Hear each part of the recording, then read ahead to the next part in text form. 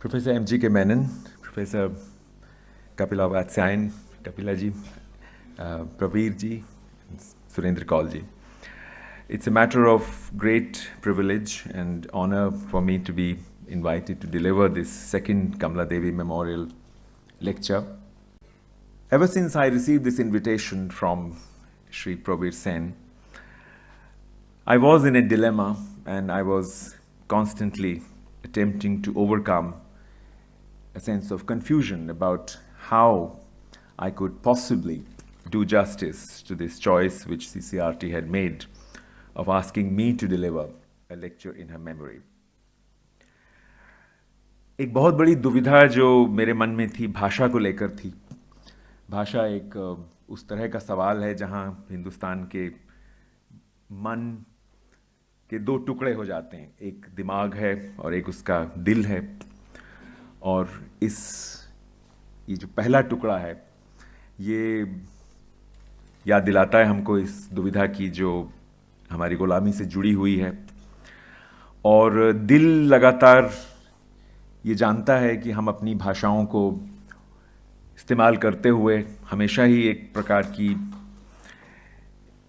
एक सचेतनता से गुजरते हैं कि इन भाषाओं में क्या हम अपनी बात रख सकेंगे। उच्च शिक्षा के दायरे से हिंदी वैसे ही बेदखल है, अन्य भाषाएं भी बेदखल हो चुकी हैं। इसलिए कमला देवी जी की स्मृति में इस व्याख्यान को देने को लेकर यह दुविधा भी मेरे मन में थी कि जिस अंग्रेज शासन से लड़ते हुए उनकी ज़िंदगी का सबसे रचनात्मक हिस्सा बीता, उस शासन के चले जाने के बाद भी जो गुलामी हिंदुस्तान में हमारी पीढ़ी को दिखलाई दी, उसको अपने विमर्श में जगह पाने से कैसे रोकें। इन सब दुविधाओं के बीच कमला देवी जी के एक संस्मरण से मुझे कुछ प्रेरणा मिली। अपने जीवन के अंतिम वर्षों में इस तरह के कई प्रसंग संभवतः उनके सामने आए होंगे। इनमें से एक प्रसंग था पंजाब के एक बच्चे का जो अपने जानवर चराते हुए पाकिस्तान की सीमा में चला गया था और वहाँ उसको गिरफ्तार कर लिया गया था। तमाम तरह के राजनैतिक और राजनयिक पत्रकारी और अन्य किस्म के प्रयासों के बावजूद पाकिस्तान सरकार ने उसको छोड़ने में कोई पहल नहीं दिखाई थी। इस स्थिति में जिस भी प्रकार से उस बच्चे के माता पिता को कमला देवी जी की बात मालूम चली हो कि संभवतः उनके प्रयास से भी कुछ हो सकता है, बहरहाल उन्होंने तत्कालीन पाकिस्तानी राष्ट्रपति श्री ज़ियाउल हक को एक पत्र लिखा और उस पत्र के उत्तर में जनरल ज़िया ने उस बच्चे को छोड़ दिया। उस समय मुझे भारत और पाकिस्तान के संबंध में बहुत ज्ञान भी नहीं था, संज्ञान भी विशेष नहीं था। कई वर्षों बाद मैंने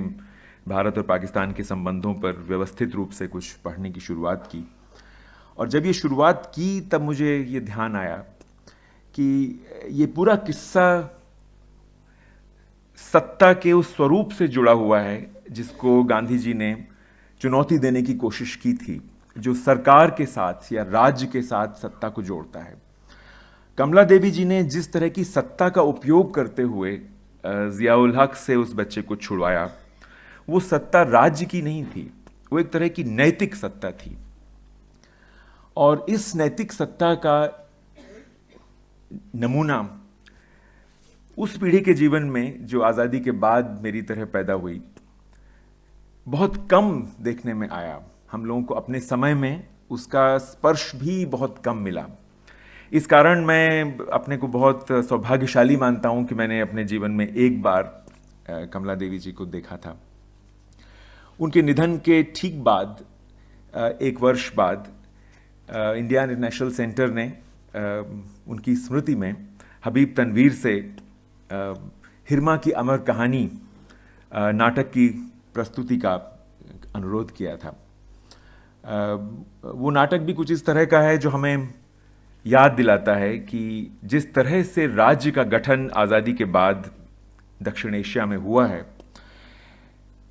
वो स्वयं हमारे विकास के रास्ते में एक बहुत बड़ी बाधा और समस्या है। और जब तक हम स्वयं उस राज्य पर जिसको पाने के लिए, जिसकी स्वतंत्रता के लिए हमने इतनी बड़ी लड़ाई लड़ी, जब तक उसके स्वरूप पर हम दोबारा नए सिरे से कल्पनाशीलता के साथ विचार नहीं करेंगे, तब तक शायद गुलामी की वो तमाम प्रेतात्माएं, वो छायाएं हमारे साथ रहेंगी और हम हिंदुस्तान को एक मौलिक संस्कार देने में असमर्थ रहेंगे। कभी हम उसकी परंपराओं पर वापस लौटेंगे, प्राचीन भारत को दोबारा लाने की संकीर्ण हृदय के साथ कल्पना करेंगे जो हमारी हिंसा को और बढ़ाएगी, तो कभी हम पश्चिम जैसा बनते हुए कहीं कहीं उसमें अपना पुट दिखाने की कोशिश करेंगे। अंततः हमारा वही बिखराव होता रहेगा जिसकी चर्चा अभी थोड़ी देर पहले कपिला जी ने की। क्या कहीं कोई एक संस्थाई स्वरूप दिखाई दे सकता है उस तरह की समग्रता का? यह सवाल मेरे मन में पहली बार दरअसल लोक विरसा को देखते हुए कौंधा। लोक विरसा पाकिस्तान की राजधानी इस्लामाबाद के बाहर लगभग 8 किलोमीटर दूर बनाया गया एक संग्रहालय है। इस संग्रहालय की चर्चा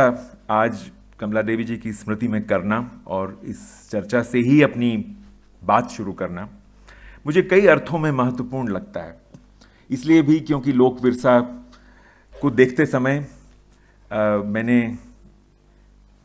वहाँ घुसने के लिए जो प्रवेश शुल्क दिया था वो विदेशियों के लिए होता है। जो एक आम पाकिस्तानी 10 रुपये में प्रवेश करता, मुझे 300 रुपये देने पड़े। और यही स्थिति पाकिस्तान के नागरिकों की होती है जब वो हमारा नेशनल म्यूजियम देखने आते हैं या भारत में कोई भी और जगह देखते हैं। लोक विरसा एक ऐसी जगह है जिसका विवरण इस तरह से देना बहुत मुश्किल है कि आप उसकी कल्पना कर सकें। And this is a bit strange to say that actually there is nothing as grand that we have created for our folklore and our folk traditions of handicrafts anywhere in our country. ये कहते हुए मैं कोई बवेला नहीं खड़ा करना चाहता हूँ,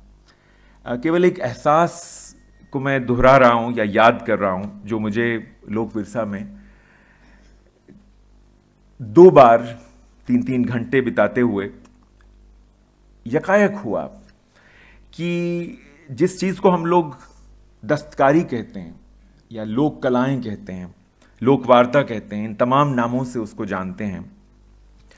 वो दरअसल कोई कौशल नहीं है और ना ही वो कोई कला है। उसी संग्रहालय को देखकर मुझे ये एहसास हुआ, जिस बात को वैसे कपिला जी बहुत वर्षों से लिखती रही हैं, बोलती रही हैं, कहती रही हैं, लेकिन समझ ये बात मुझे पाकिस्तान में ही आई लोक विरसा में घूमते हुए कि दरअसल ये दस्तकारी है ही नहीं, ये जिंदगी है। जिंदगी के हर हिस्से में प्रवेश करने वाली ये एक प्रकार की जीवन कला है जो इतिहास के तमाम संघर्षों के दौरान बिखर गई है और हम आज इधर उधर उसके कहीं कोई टुकड़ा देखते हैं, कहीं कोई रोशनी देखते हैं, कहीं कोई नाटक की परंपरा देखते हैं, कहीं कोई शब्द सुनते हैं, कोई गुनगुनाहट हमारे आसपास से गुजरती है। हमें लगता है कि हाँ, हम कुछ समझे हैं और इसलिए हम उसके संरक्षण की कोशिश करते हैं, सोचते हैं कि इसको किस प्रकार आने वाली पीढ़ियों के लिए जिंदा नहीं तो मरे हुए रूप में ही कम से कम कहीं सुरक्षित रख लें, डॉक्यूमेंट कर दें, जो कि आजकल संरक्षण का एक बहुत बड़ा माध्यम है। लोक विरसा देखते हुए मैंने ये जाना कि ये प्रयास कितने व्यर्थ के होंगे। कई कारणों से लोक विरसा एक बहुत अजीब जगह है और आप उसकी तुलना दुनिया के किसी और म्यूजियम से नहीं कर सकते। जिस भी तरह से पाकिस्तान के वहाँ के फोकलोर विभाग ने इसको बनाया है, कैसे वहाँ की नौकरशाही और वहाँ की राजनीति के बीच में से उसको निकाला है, मुझे नहीं मालूम। लेकिन मुझे ये एहसास वहाँ रहते हुए ज़रूर हुआ, वहाँ घूमते हुए ज़रूर हुआ कि जब भी आप किसी एक, जिसको हम लोक कला कहते हैं, उसके किसी एक टुकड़े को हाथ में लेते हैं या किसी चीज़ को देखते हैं, एक मिट्टी के खिलौने को देखते हैं या किसी कपड़े पर बनाई गई किसी डिज़ाइन को देखते हैं, तो दरअसल हमारे पास आज उसको समझने के लिए पर्याप्त न तो सोच के दायरे होते हैं, न ही शब्द होते हैं। हम एक अनोखी सी चीज़ देख रहे होते हैं, और ये एहसास शायद सबसे पहला एहसास है अगर हम अपने दिल और दिमाग को दोबारा इकट्ठा करना चाहते हैं, तो ये एहसास बहुत ज़रूरी है कि हम अपने बिखराव को पहले समझें और उसको आत्मसात करें, ऐतिहासिक विनम्रता के साथ, इस घमंड के साथ नहीं कि हम उसको आसानी से जीत लेंगे। लोक विरसा में घूमते हुए ये पता लगता है कि ये जो तमाम कलाएं हैं जिनको हम अलग अलग संस्थाओं के जरिए संभालते हैं, कहीं संगीत, कहीं नाटक, कहीं मूर्ति, कहीं मिट्टी की कलाएं, तो कहीं पर उनको ये नाम देते हैं कि ये दस्तकारियां हैं, ये हस्त कौशल हैं, जबकि ये कलाएं हैं या कि ये कला की शास्त्रीय परंपराएं हैं।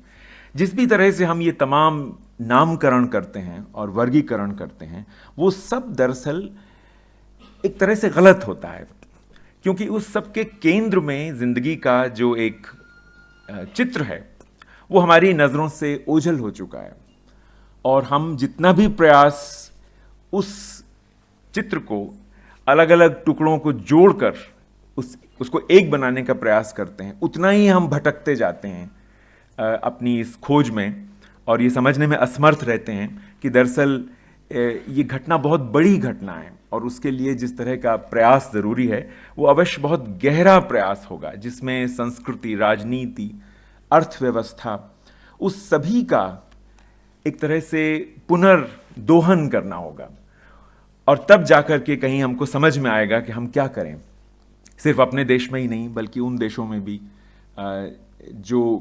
एक बहुत बड़ी कल्पना के, एक बहुत बड़ी जिंदगी के हिस्से हैं, जिनको आज हम अलग अलग नामों से दक्षिण एशिया में जानते हैं। यानी कि एक समुदाय की समझ उस संग्रहालय को देखते हुए एक प्रकार की हल्की सी रोशनी की तरह आप कह सकते हैं, जिसको नाम मैं अगर दूं तो अंग्रेजी में एक शब्द है सेरेंडिपिटी, कि आप कोशिश नहीं कर रहे हैं किसी चीज़ को खोजने की, पर वो अचानक आपको दिखलाई देती है। बहुत सोच के मैंने उसका नाम रखा है आलस्य प्रभा। जब आप अलसाए हुए हों और वो रोशनी अचानक किसी प्रभा की तरह चमके, तो आप कह सकते हैं कि वो एक प्रकार की सेरेंडिपिटस किस्म का ज्ञान है जो आपको अचानक मिलता है आलस्य प्रभा के जरिए। और उसी संग्रहालय में मुझे इस बात का भी थोड़ा सा गहरा एहसास हुआ कि जिसको हम लोग डाइवर्सिटी कहकर महिमा मंडित करते हैं और उसको तरह तरह से उसके गीत गाते हैं, उसका गुणगान करते हैं, कई बार चारणों की तरह उसकी पूजा करते हैं, वो दरअसल क्या चीज़ है जिसको हम भारत की विविधता और एकता से जोड़ते हैं, उसका क्या अर्थ है। क्योंकि लोक विरसा में हम देखते हैं कि हालांकि वो पाकिस्तान का संग्रहालय है,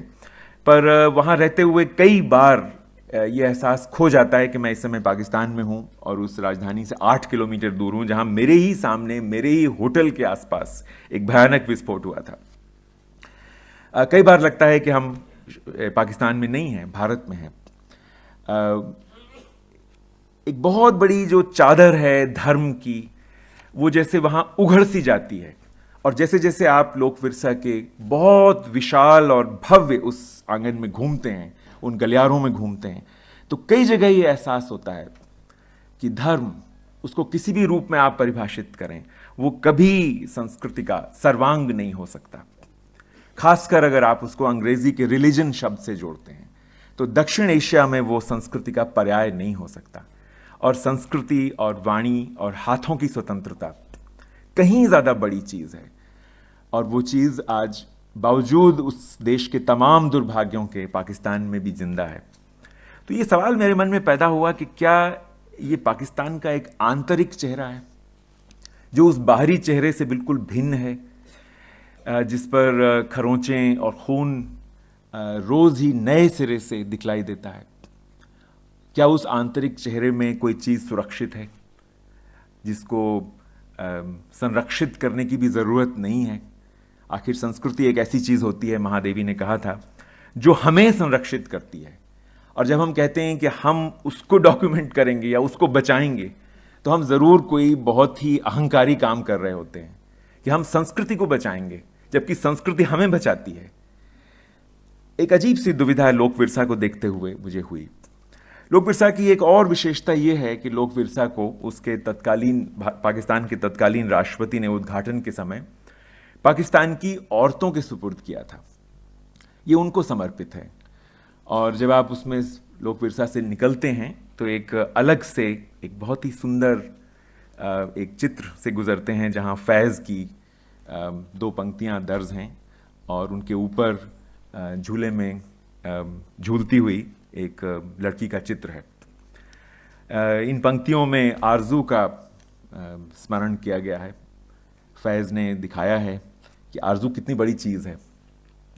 और आरजू के जरिए ही हम कोई नई तस्वीर बना सकते हैं, देख सकते हैं, कल्पना कर सकते हैं, भले ही हमारा यथार्थ कितना ही टूटा फूटा, बिखरा हुआ कैसा भी हो। इन तमाम स्मृतियों के साथ लोक विरसा देखकर जब मैं पाकिस्तान से उस यात्रा के बाद लौटा कुछ वर्ष पहले, तो तुरंत ही कई चुभते हुए सवाल मेरे मन में पैदा हुए। शायद सबसे बड़ा सवाल यही था कि लोक विरसा की सुंदरता को, उस संग्रहालय की इतनी विस्तृत और जाहिर है बहुत पैसा खर्च करके, बहुत नियोजित ढंग से उसको खर्च करके तैयार की गई सुंदरता को गांव की गरीबी, फटेहाली, गंदगी, बीमारी, इन सब के साथ कैसे जोड़ूं,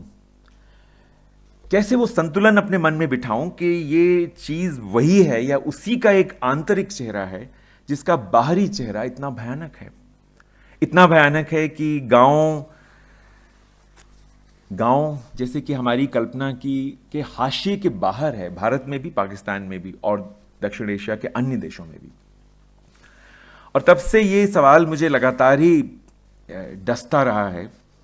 कि गांव क्या चीज है आखिर।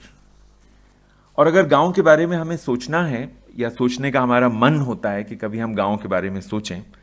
तो हम उस द्वंद्व से कैसे बचें जो गांधी और अंबेडकर के बीच पैदा हुआ था।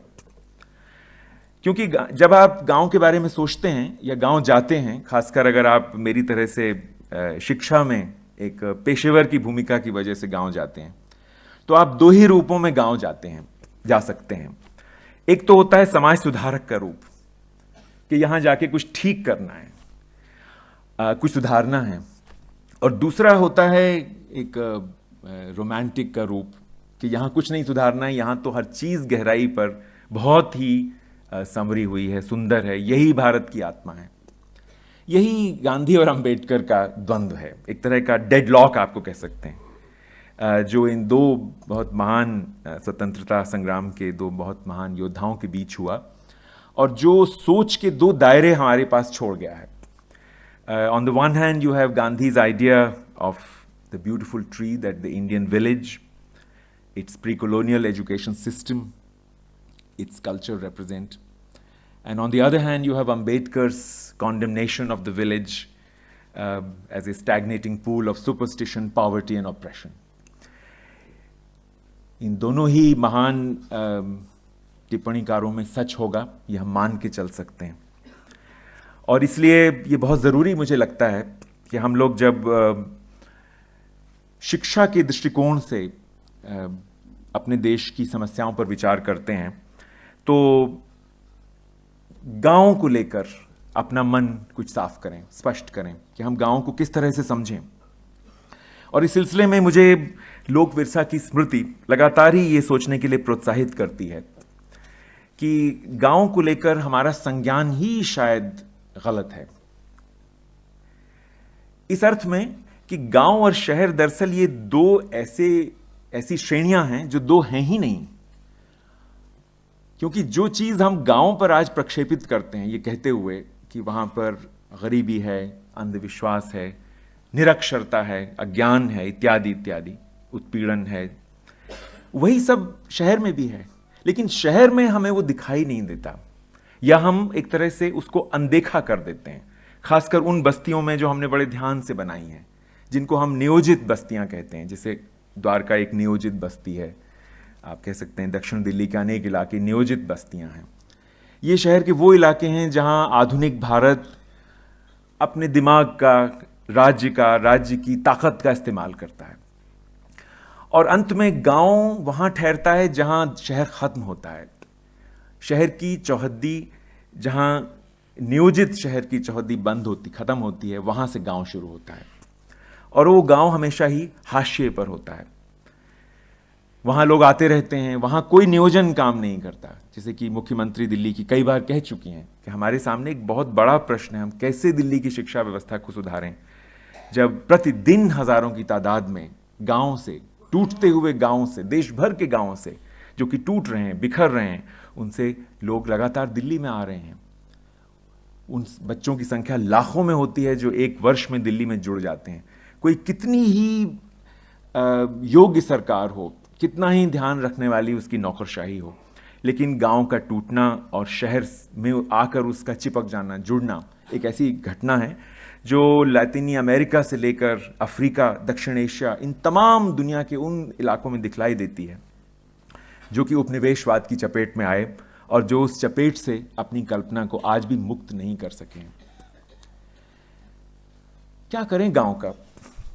क्योंकि गांव को लेकर हम जब भी चर्चा शुरू करते हैं तो लगता है कि वो वहां है और हम यहां हैं। शहर हमारा यहां है, हमारे मन का यहां है, और वो जो वहां है, वहां हम दिन में जाते हैं, रात को वहां से लौट आते हैं। मेरे अजीज मित्र और अधिकारी, जिनकी वजह से एनसीईआरटी में मेरा कार्यकाल काफ़ी उम्मीदों के साथ शुरू हुआ, पर जो इस पूरे कार्यकाल में जीवित नहीं रहे, स्वर्गीय सुदीप बैनर्जी, वो मुझे कई बार कहा करते थे कि एक ज़माना था जब सिविल सर्विस में आने वाले लोगों के लिए ज़रूरी होता था कि वो हर हफ्ते कम से कम एक रात गांव में बिताएं, दौड़े पर जाएं पर शाम को लौटें नहीं, और ये भी ना उम्मीद करें कि जिस गांव में जा रहे हैं वहां कोई रेस्ट हाउस होगा। उनका कहना था कि अंग्रेज़ों के समय में तो ये व्यवस्था थी ही, पर आज़ादी के बाद भी कम से कम 20-30 साल रही कि आईएएस अधिकारी या अन्य अधिकारी शाम को कम से कम एक रात न लौटें। उनका सोचना था कि ये एक तरह की शिक्षा थी सिविल सर्विस की, जिससे वो गांव के संपर्क में रहें। ये जो गांव का वहां है, इसको लेकर कोई भविष्य की कल्पना भी ऐसी नहीं है जो गांव को गांव रहने दे। यानी कि गांव का आज शहर जैसा ही हम बनाते हैं। यानी अगर कोई गांव आज के अर्थ में विकसित हो गया या ठीक से उसमें विकास हुआ, तो वो शहर जैसा दिखने लगना चाहिए, उसमें वो लक्षण दिखने लगने चाहिए जो शहर के लक्षण होते हैं। और इस आधार पर तय होता है कि कोई गांव कितना विकसित हो गया है,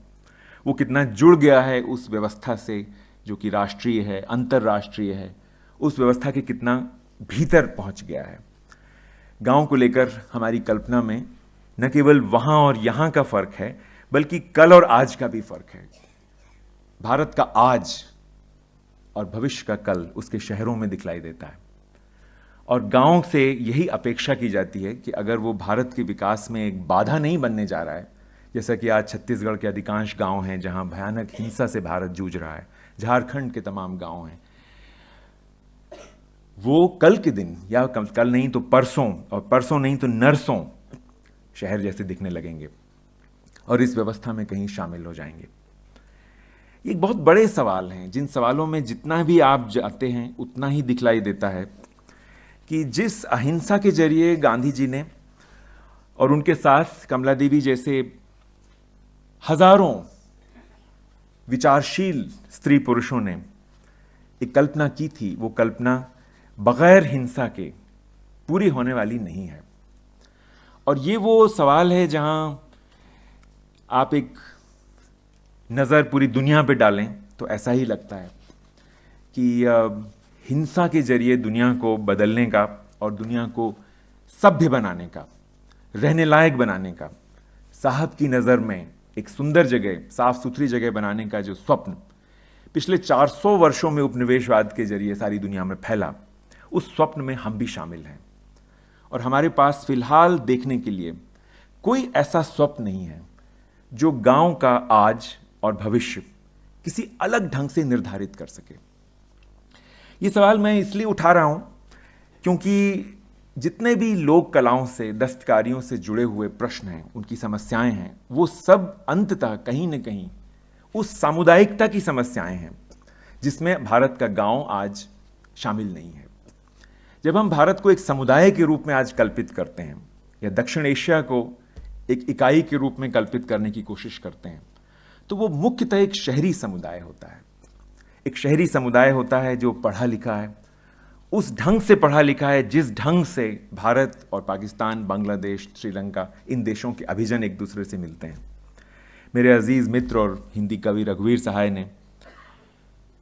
अपनी कई कविताओं में इस तकलीफ को अभिव्यक्त किया था कि वो लोग कौन हैं जो आसानी से पाकिस्तान का वीज़ा पा लेते हैं, और वो कौन हैं जो कि कई कई दिन, कई कई हफ्ते उस खिड़की के बाहर खड़े रहते हैं पर जिनको वो वीज़ा नहीं मिलता। और ऐसा ही पाकिस्तान में भारतीय दूतावास के बाहर की खिड़कियों पे होता है। और उनकी वो पंक्ति याद दिलाती है उस यथार्थ की, दो पार पत्र उसको जो उड़कर जाए, दो पार पत्र उसको जो उड़कर आए। हमारे देश अपनी आंतरिक विषमताओं से भी इतना त्रस्त हैं, इतना घिरे हुए हैं कि उनके सामने किसी एक इस तरह के समुदाय की कल्पना करना बहुत मुश्किल हो गया है जिसमें विषमताओं के ये स्वरूप समाहित हो जाएं, जिसमें गांव और शहर की श्रेणियां ना रह सकें। ये सवाल दरअसल सिर्फ भारत का नहीं है, ये सवाल पूरी दुनिया के सामने उपस्थित है। मशहूर इतिहासकार और साहित्य के समालोचक ब्रितानी चिंतक रेमंड विलियम्स ने इस विषय पर अपनी पूरी एक किताब में ये बात लिखी है कि ये 20वीं सदी का एक बहुत स्पष्ट एक सूत्र है एक प्रकार का, कि गांव की अर्थव्यवस्था जहां वो अभी भी चल रही है और गांव से आने वाले विचार, इन दोनों के बीच एक विलोम का अनुपात है।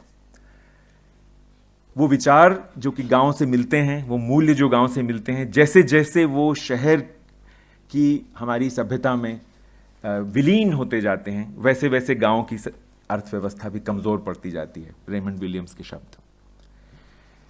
ये प्रश्न यूरोपीय देशों में आज इसलिए नहीं रहा कि उन्होंने अपने गांव को लगभग नष्ट ही कर दिया, और जिसको आज विकास का मानक कहते हैं, आज का आधुनिक यूरोप, अमेरिका या ये तमाम देश, उनमें गांव एक बहुत ही सीमित सा हाशिया है। किसी जगह 2%, कहीं 3% जनसंख्या वहां निवास करती है। एक ही देश है यूरोप का, आप कह सकते हैं फ्रांस, जहां ये जनसंख्या थोड़ी अधिक है, और ये निश्चित ही अध्ययन का विषय है कि ऐसा क्यों है। जहां तक भारत का सवाल है,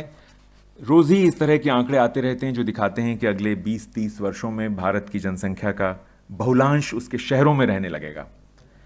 पाकिस्तान में ये प्रक्रिया शायद हो भी चुकी है, पूरी हो चुकी है, और पाकिस्तान में अब आधी से कम जनसंख्या उसके गांव में निवास करती है। क्या मायने हैं इन तमाम परिवर्तनों के, और किस तरह ये हमारे देशों की सभ्यता को और उनमें, उस सभ्यता में निहित कल्पनाओं को प्रभावित करेंगे? ये तमाम प्रश्न आज कमला देवी जी की स्मृति में उठाना मुझे बेहद प्रासंगिक लगता है, इसलिए क्योंकि जिस चीज को हम नई कल्पना का माध्यम मानते हैं या नई सोच के विकास का जरिया मानते हैं, वो चीज स्वयं इस बहुत बड़ी विसंगति और इस बहुत बड़े अंतर विरोध में योगदान करती है, और वो चीज है शिक्षा। एक छोटी सी कहानी जैसी है जो कि ब्रिटिश पत्रिका इकोनॉमिस्ट ने अभी कुछ महीने पहले प्रकाशित की थी, जब अमेरिका का एक पत्रकार दक्षिण डेकोटा नाम के वहाँ के एक प्रदेश में, जो अमेरिका के कम विकसित प्रदेशों में से गिना जाता है, एक गांव का स्कूल देखने गया। तो उसने देखा कि स्कूल की हालत तो बहुत अच्छी नहीं है, लेकिन उसको वहाँ के किसी आदमी से मालूम चला कि अब एक अच्छा अध्यापक वहाँ आ गया है। तो इस पत्रकार ने अपनी रिपोर्ट में लिखा कि मुझे वहाँ घूम फिर के लोगों से बात करके ही समझ में आया, और ये उसके शब्द हैं, that is very nice that now there is a good teacher in the village school, and then he says, well it's good news for the children but it's bad news for the village, because if the school runs well and children are taught well, it will ensure that the best children will not stay in the village. बहुत ही बारीक सी बात है जो सारी दुनिया में दिखलाई देती है, और हमारे अपने गांव में, अगर आप किसी भी गांव में घूमें, खासकर आज उन प्रदेशों के गांव में जहां जो विकसित कहे जाते हैं, जैसे तमिलनाडु, आंध्र प्रदेश, कर्नाटक, तो आप पाएंगे कई कई गांव ऐसे हैं जहां अब केवल वृद्ध लोग रह गए हैं और उनके सभी युवा लोग अब शहर चले गए हैं या विदेश चले गए हैं, और उनके पक्के मकान जो उन्होंने अपने माता पिताओं के लिए बनवाए थे कई जगह खाली पड़े हैं, क्योंकि माता पिता भी अब जीवित नहीं हैं। ये पूरा परिदृश्य हमको याद दिलाता है कि शिक्षा की संकल्पना करते समय हमारे लिए इन प्रश्नों से नए सिरे से टकराना कितना जरूरी है। कुछ इस तरह का ही प्रयास पिछले 5-5.5 वर्षों में मुझे उस संस्था में देखने का मौका मिला जहां पर मेरी नियुक्ति की गई थी, एनसीईआरटी में, और ख़ासकर जो नेशनल करिकुलम फ्रेमवर्क, जिसको 2005 के दस्तावेज़ के रूप में जाना जाता है, जब उसका जिक्र होता है तो मुझे याद आती उन तमाम विवादों की और उन तमाम संघर्षों की जो कि उस दस्तावेज़ को बनाते हुए हज़ारों लोगों के बीच उभरे। इनमें से शायद सबसे महत्वपूर्ण विवाद इसी विषय को लेकर का था कि अगर भारत की शिक्षा के लिए कोई नया पाठ्यक्रम, कोई नई पाठ्यचर्या भारत के लोग अपने आप को देना चाहते हैं, जो कि स्थापित पाठ्यक्रम से थोड़ा भिन्न हो, तो उसमें गांव का क्या स्थान होगा? क्योंकि आखिर आज भी भारत की 60% से अधिक जनसंख्या गांव में निवास करती है, और अगर कोई भी करिकुलम ऐसा दावा करता है कि वो भारत में मौलिकता को, खासकर सृजनशीलता को बढ़ावा देगा, और इस दम घोंटू दबाव डालने वाली जो एक औपनिवेशिक शिक्षा व्यवस्था चली आ रही है, उससे कहीं मुड़ने का रास्ता देगा,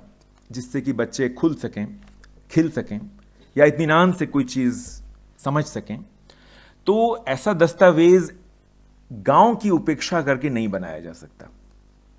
और फिर गांव के वो क्या क्या अर्थ हैं जिनके जरिए वो ऐसी शिक्षा और उसका पाठ्यक्रम कोई नई कल्पना दे सके।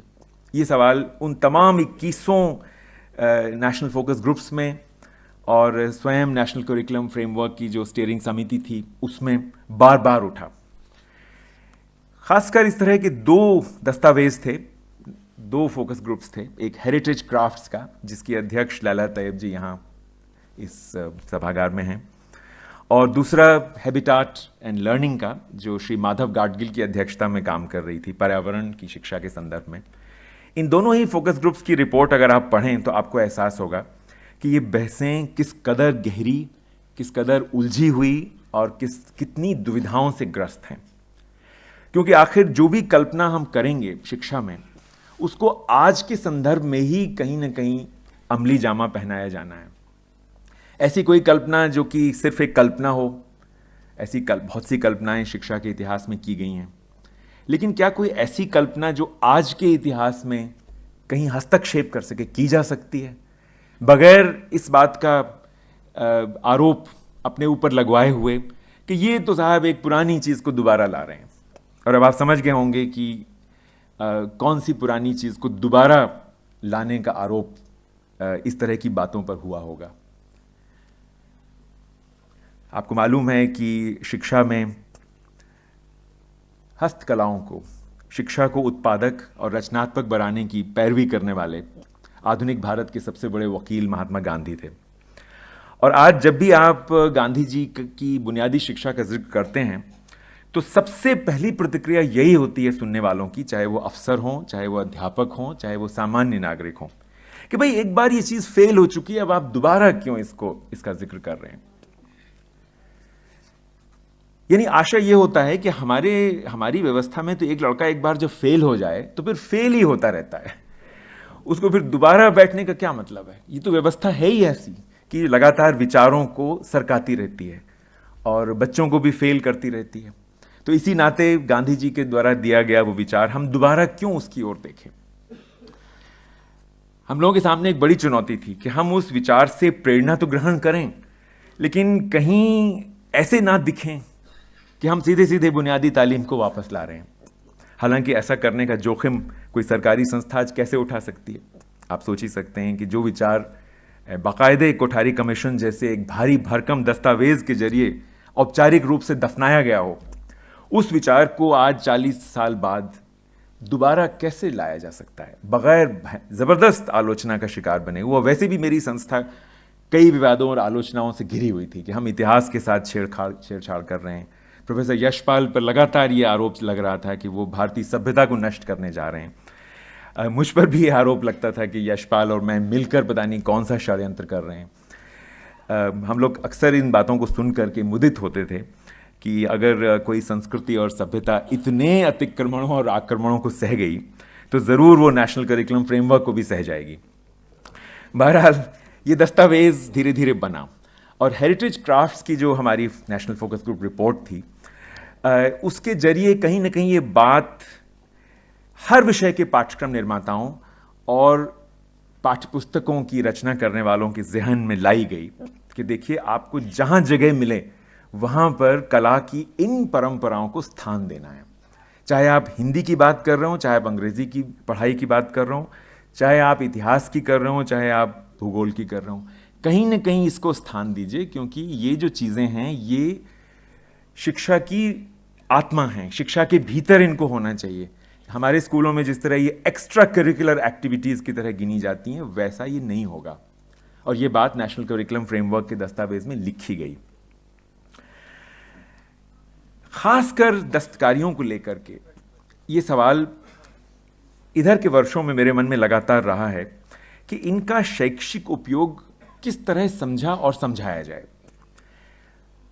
जहां तक कला का सवाल है, जिनको कलाएं, बाकायदे कलाएं कहा जाता है, एक आधिकारिक अर्थ में कहा जाता है कि भाई ये तो आर्ट है, यानी कि म्यूजिक, थिएटर, डांस, इनको आप मत छेड़िए, ये तो जिस तरह से जो लोग जानते हैं वो करेंगे। हालांकि उसमें भी जो शुभा मुदगल जी की अध्यक्षता में एक रिपोर्ट नेशनल फोकस ग्रुप ने बनाई, उसमें भी ये बात कही गई कि ये शास्त्रीय और लोक का जो फर्क है ये बिल्कुल गलत और व्यर्थ है, और इसके चलते ऐसा कोई पाठ्यक्रम ठीक से नहीं बन सकता जो कि भारत में कला और जिंदगी के जोड़ को दोबारा परिभाषित कर सके। ये बात बहुत स्पष्टता से वहाँ लिखी हुई है। लेकिन ये कोई आसान काम नहीं है कि आप इम्तहान पर आधारित सीबीएसई द्वारा संचालित इतनी बड़ी व्यवस्था में कोई ऐसी चीज़ कहीं से ले आएँ जो कि कलाओं को शेष पाठ्यक्रम से सीधे सीधे जोड़ दे। ये संघर्ष अभी शुरू ही हुआ है और जाहिर है कि बहुत लंबा संघर्ष है, चलेगा। पर जहाँ तक दस्तकारियों का सवाल था, इसको लेकर हेरिटेज क्राफ्ट्स का जो फोकस ग्रुप था उसने एक अनुशंसा की थी कि इसको एक अलग विषय की भी संज्ञा दी जाए, खासकर 11वीं 12वीं के स्तर पर। और ये काम हम लोगों ने एनसीईआरटी में किया भी। यहाँ मेरे वो सहयोगी भी मौजूद हैं जिन्होंने कक्षा 11 और 12 का पाठ्यक्रम बनाने में पहल की, एनसीईआरटी की मदद की, और आज ये पाठ्यक्रम देश के कुछ स्कूलों में है। इसको देखते हुए भी एक प्रशासक के रूप में मेरे मन में लगातार ये सवाल रहा कि अगर मुझे ये समझाना पड़े कि इन चीज़ों को सीखने से क्या फ़ायदा होता है, तो मैं एक मध्यम वर्गीय माता पिता को कैसे समझाऊंगा, और खासकर उस ज़्यादा बड़ी तस्वीर के मद्देनज़र कैसे समझाऊंगा जो कि राष्ट्रीय पाठ्यचर्या की रूपरेखा में गहराई से बनाने की कोशिश की गई है, जिसको प्रोफेसर यशपाल ने, जो इस पूरी प्रक्रिया को नेतृत्व दे रहे थे, बहुत ही संक्षेप में समझाया है कि भाई जो हिंदुस्तान की ये शैक्षिक गरीबी है, ये शैक्षिक गरीबी उसने खुद ही अपने ऊपर ओढ़ रखी है। It's a self imposed adversity are the words of Professor Yashpal, which we can now overcome if we decide to do so. It's simply a question of our assertion of the freedom to do so. Nothing stops us, nobody can stop us, and so on.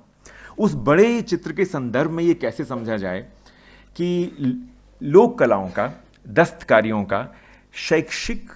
आधुनिकता से क्या संबंध है। इस विषय पर विचार करते हुए मुझे कई चीज़ें समझ में आना शुरू हुई। अव्वल तो ये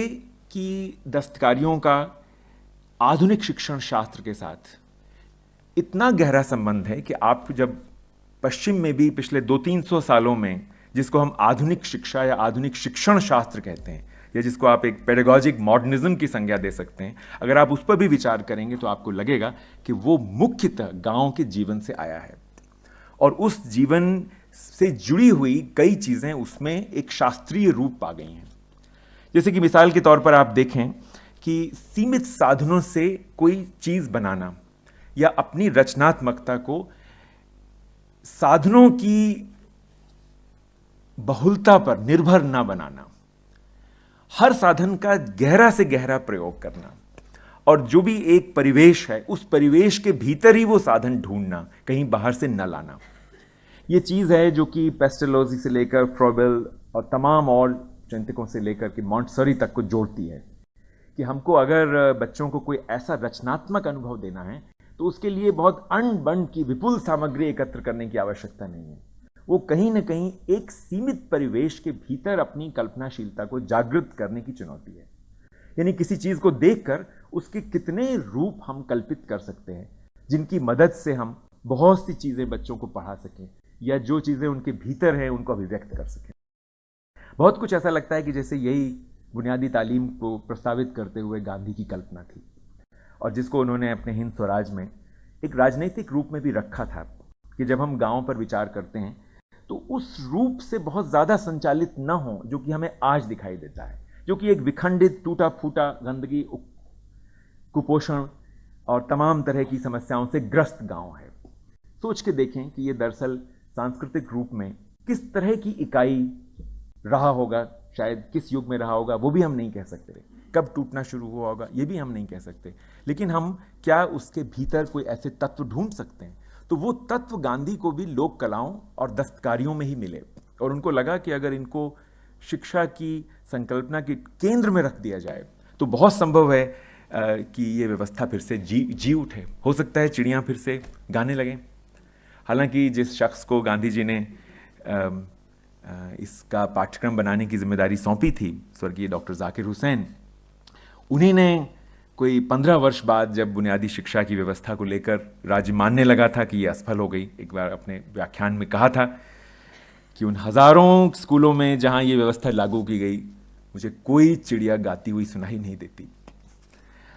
और ये सवाल उनके व्याख्यान से भी उभरता है कि जरूर हमने उस विचार को लागू करने में एक बार फिर कोई चीज गलती की। हम उसको शिक्षा का आधार बनाने में असमर्थ रहे, उसको एक विषय बना के सोचते रहे। और इसी सिलसिले में हेरिटेज क्राफ्ट्स के हमारे फोकस ग्रुप ने और राष्ट्रीय पाठ्यचर्या की रूपरेखा के मुख्य दस्तावेज ने यह बात कही कि अगर बच्चों को उस दस्तकारी का एक अंदाज मिलना है, एक स्पर्श मिलना है, उनको कुछ सीखना है, तो मेहरबानी करके इसके लिए किसी अध्यापक को प्रशिक्षित मत कीजिए।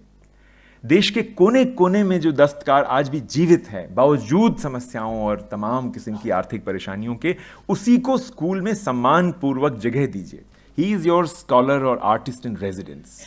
और अगर वो स्कूल में रहेगा और बच्चे उसके आसपास बैठेंगे, देखेंगे, तो अपने आप कोई चीजें होना शुरू होंगी। बहुत बड़ी कल्पना है, बहुत बड़ी समस्याएं हैं इसमें, खासकर कि ये जो बात है कि उसको एक सम्मानजनक जगह देना, ये बात अपने आप में एक बहुत बड़ी एक सरकारी कोशिश की मांग करती है, जो हमें उम्मीद है कि आने वाले दशकों में ज़रूर होंगे। फिर आप विचार करें दस्तकारी को, अगर शैक्षिक दृष्टिकोण से देखें तो विचार करें हाथों पर। दस्तकारी क्या है? हाथों का कमाल है। और अगर आप आधुनिक शिक्षण शास्त्र की गहराइयों में जाएं तो आप देखेंगे कि हाथ और दिमाग को जोड़ना, यही इस शिक्षण शास्त्र में सबसे बड़ा सवाल रहा, खासकर मारिया मॉन्टेसरी के लिए और उसके अलावा अन्य तमाम चिंतकों के लिए, कि बच्चे के शरीर और उसके दिमाग के विकास को साथ साथ कैसे रखें। और जो ये औद्योगिक सभ्यता, बड़ी बड़ी फैक्ट्रीज पर आधारित सभ्यता जिस तरह जुदा कर देती है, इन दोनों चीज़ों को एक दूसरे से काट देती है और वो चीज़ पैदा करती है जिसको मार्क्स ने एलिनेशन की संज्ञा दी थी, उसको अगर दूर करना है तो यही करना होगा कि हमको बहुत छुटपन में ही बच्चों के हाथ को उनके दिमाग से जोड़ना होगा। ये रास्ता संगीत के जरिए जाता है, ये रास्ता नाटक के जरिए जाता है, ये रास्ता हाथों से चीज़ें बनाने के जरिए जाता है, सुंदर चीज़ें बनाने के जरिए जाता है, लेकिन किसी उद्देश्य के लिए नहीं कि इसके जरिए हम भौतिक शास्त्र बेहतर सीख जाएंगे। ये अपने आप में एक शिक्षा है। जैसा कि देवी प्रसाद जी ने अपनी पुस्तक में कहा, ये शिक्षा का आधार है, ये शिक्षा का माध्यम नहीं है, साधन नहीं है, ये उसका आधार है। और अगर हम इसको उस रूप में स्वीकार करते हैं तो फिर हमको बहुत सी चीज़ों पर पुनर्विचार करना होगा, जैसे कि हमारे स्कूलों में जो तमाम व्यवस्थाएं हैं, टाइम टेबल की, इम्तहान की, जिस तरह से आज हम बच्चों के साथ व्यवहार करते हैं, वो सारी चीज़ें हमको उलट के सोचनी होंगी, क्योंकि हमने पूरी व्यवस्था को एक सरकारी रूप दे दिया है। हमारे स्कूल ऑफिसों की तरह चलते हैं, ऑफिसों की तरह ही बंद होते हैं। हमारे स्कूल बहुत कुछ फैक्ट्रियों की तरह भी चलने लगे हैं। आज बहुत से नामी स्कूल अपने को एयर कंडीशनड वातावरण में चलाते हैं। सामान्य हवा भी वहाँ पर नहीं महसूस कर पाएँ बच्चे, और साधारण जीवन को तो किस तरह देख पाएंगे। तो एक बहुत बड़ी गरीबी जिससे इन अमीर स्कूलों ने अपने ऊपर ओढ़ ली है, और उनको ये समझाना भी बड़ा मुश्किल हो गया है कि देखिए, आप शिक्षा की राह से बहुत ज़्यादा भटक गए, मेहरबानी करके किसी से पूछ लीजिए कर क्या रहे हैं आप। जब आदमी भटक जाता है तो उसके लिए एक ही रास्ता होता है कि वो पूछे किसी से कि भाई कि मैं कहाँ आ गया हूँ, मैं द्वारका पहुँचा कि नोएडा पहुँचा। लेकिन ये चीज़ आज के समय में उन स्कूलों को, जो कि भारत के सर्वोच्च स्कूल समझे जाते हैं, उनके लिए समझ में आना बहुत मुश्किल है। और मुझे कोई आश्चर्य नहीं होता है कि एनसीईआरटी की वो तमाम पुस्तकें जिनमें ग्रामीण जीवन को बहुत ज़्यादा गहराई से जगह दी गई है, इनमें से बहुत से स्कूलों ने इस्तेमाल करना इसलिए बंद कर दिया है क्योंकि उनको लगता है कि इसमें तो गाँव की बात है और हम शहर में हैं। ये बात मुझे लगता है कि एनसीईआरटी की सफलता का ही द्योतक है कि कहीं ना कहीं कोई जगह इस पाठ्यचर्या ने बनाई, और इस पाठ्यचर्या में जो भी जगह खासकर हाथ के काम के लिए रखी गई है, वो आज के स्कूल के सामने बहुत समय तक ज़रूर एक चुनौती बनी रहेगी। एक तरह का रेजिस्टेंस स्कूल की पूरी व्यवस्था में उसको लेकर आज है और बना भी रहेगा। मुश्किल से कोई 10-12 स्कूल हैं जिन्होंने 11वीं 12वीं के स्तर पर ये नया विषय लिया है, या जिन्होंने कक्षा 1 से लेकर के 12वीं तक की पढ़ाई में कुछ कुछ जगह देने की कोशिश की है इस चीज़ को, जिससे कि जो बाकी विषयों के प्रशिक्षण की जो नीरसता है वो किसी हद तक दूर हो, टूटे। आखिरी बात, दस्तकारियों में, लोक कलाओं में, इन परंपराओं में प्रकृति के साथ जो मनुष्य का रिश्ता है वो एक अलग तरह की गहराई लिए हुए है। आज हम प्रकृति को बहुत बड़े पैमाने पर नष्ट कर रहे हैं और उस विनाश में ही विकास का रास्ता देखते हैं। तो हमारे लिए बहुत मुश्किल होता है समझना कि कैसे कोई खिलौना निर्माता या कोई दरी बनाने वाला किस तरह एक एक धागे का प्रयोग करता है। अगर वो नारियल से कुछ बनाता है तो नारियल की जटाओं से भी कुछ बनाता है, और उस बनाने की प्रक्रिया में जो चीज़ें बिल्कुल ही बर्बाद मानी जाती हैं वो भी अंत में कुछ बनती हैं। प्रकृति के साथ एक बहुत गहराई से जुड़े हुए मनुष्य का एक चित्र, एक विजन जैसा किसी भी लोक कला में आप देख सकते हैं। It's almost like an ontological resource for learning how we can understand our own existence in this world and what we must do to ensure that we will continue to exist as a species. ये एक ऐसी कहानी है जिसको अगर आप आज के पर्यावरण वैज्ञानिकों के दृष्टिकोण से देखेंगे तो आपको बहुत उदास करेगी, या अगर आप परमाणु शक्ति के जो विशेषज्ञ हैं अगर आप उनके नज़रिए से देखेंगे तो आपको लगेगा कि इसका तो कोई भविष्य ही नहीं है, क्योंकि अगर दुनिया बच ही जाए तो बहुत है, संवरना तो उसका बहुत दूर उस दृष्टिकोण से लगता है। लेकिन अगर आप इसको किसी लोक कला के दृष्टिकोण से देखें, उन तमाम दस्तकारियों के दृष्टिकोण से देखें जो कि आज यहाँ प्रदर्शनी में शामिल की गई हैं, तो आपके मन में ये उम्मीद पैदा होगी कि हाँ, ये संभव है, इस सपने को देखना संभव है और इस सपने के लिए कोई जगह बनाना भी संभव है। और एक बार जब वो जगह बन जाएगी तो फिर वो फैलती चली जाएगी। मुझे लगता है कि यही उस सामुदायिकता के पुनर्सृजन का या उसके पुनर्कल्पन का रास्ता है जिसकी चर्चा मैंने कमला देवी जी की स्मृति में इस व्याख्यान की शुरू में की थी। वो सामुदायिकता जो शहर और गांव की श्रेणियों को नकारती है, किसी उग्रता के साथ नहीं, इत्मीनान से नकारती है, ये कहते हुए कि ये श्रेणीकरण एकदम गलत है या किसी गलत आधार पर है, और अगर कोई भविष्य शहर का है तो वैसा ही भविष्य गांव का भी बनाना जरूर किसी खतरे का संकेत है। हमको मनुष्य के ही भविष्य की बात करनी होगी, शहर या गांव के भविष्य की नहीं, या सिर्फ देश के भविष्य की नहीं, जो कि किसी तरह किसी और विचारधारा से जुड़ जाता है। नए सिरे से सोचना होगा कि अगर शिक्षा मनुष्य के ज़्यादा बड़े परिवार और समुदाय के लिए है, जिसमें प्रकृति भी शामिल है, तो वो शिक्षा कैसी हो, और उस शिक्षा को किस तरह उन साधनों की मदद से नए सिरे से रचा जाए, जो साधन आज भी हमको भारत के, पाकिस्तान के, बांग्लादेश के, श्रीलंका के गांव में कहीं कहीं बिखरे टूटे किसी न किसी रूप में नज़र आते हैं, अपनी पूरी मानवीयता के साथ दिखलाई देते हैं। दो चीजें खासकर एक चुनौती बनती हैं, एक तो जाति और दूसरी चीज जाति और लिंग भेद का गठजोड़। ये दोनों ऐसे प्रश्न हैं जिनको लेकर आज़ादी के आंदोलन के दौरान बहुत गहराई से मंथन शुरू हुआ था, और उस मंथन से ही वो तमाम विचार पैदा हुए थे जिनकी झलक हम बहुत से उन सोचने वालों में, करने वालों में देखते हैं, जिनका विचार था कि भारत में जब तक औरत के प्रश्न पर एक नए सिरे से विचार नहीं होता, उसकी अस्तित्व, उसकी सामाजिकता, उसके अधिकारों सिर्फ इस तरह से विखंडित रूप में नहीं बल्कि उसकी मनुष्यता के संदर्भ में नहीं होता, तब तक बहुत कम उम्मीद हम कर सकते हैं कि भारत में व्याप्त हिंसा कुछ कम होगी, या कि विषमता को जीतने का जो संघर्ष जिस तरह चल रहा है, जो लगातार विखंडित कर रहा है हमारे समाज को, वो कुछ बेहतर ढंग से चल पाएगा। ये दो ऐसे सवाल हैं जिन सवालों पर कमला देवी जी की स्मृति हमको प्रेरित करती है। इस प्रेरणा के सामने कोई एकदम कोई कार्यक्रम, खासकर कोई एक सूत्रीय कार्यक्रम बनाना अपने आप में एक बहुत बड़ी भूल होगी। उनके जीवन को देखकर ही समझ में आता है कि ये अनेक मोर्चों पर लड़ी जाती हुई लड़ाई है, और वो अनेक मोर्चे अपने अपने ढंग से अपनी स्वायत्तता के साथ लड़े जाएंगे, तभी शायद कहीं कोई इस प्रश्न का कोई हल निकलेगा कि भारत अपनी खोई हुई मौलिकता को कैसे दोबारा अर्जित करे। वरना आज वो एक तरह की अनुकृति दिखाई देता है, नकल दिखाई देता है। इन दोनों ही देशों के सामने ये प्रश्न था कि वो कैसे मौलिक बने, भारत के सामने भी, पाकिस्तान के सामने भी। आज बहुत से लोग कहते हैं कि अगर मोहम्मद अली जिन्ना, जिनको पाकिस्तान कायदे आज़म कहता है, पाकिस्तान लौटें तो वो ज़रूर काफ़ी निराश होंगे ये देख करके कि उनका बनाया हुआ देश बहुत बुरी हालत में है, आंतरिक हिंसा का शिकार है, उसका वो आंतरिक चेहरा जो लोक विरसा में संरक्षित किया गया है बड़ी मुश्किल से ही कहीं देखने को मिलता है। वो शायद बहुत निराश होंगे।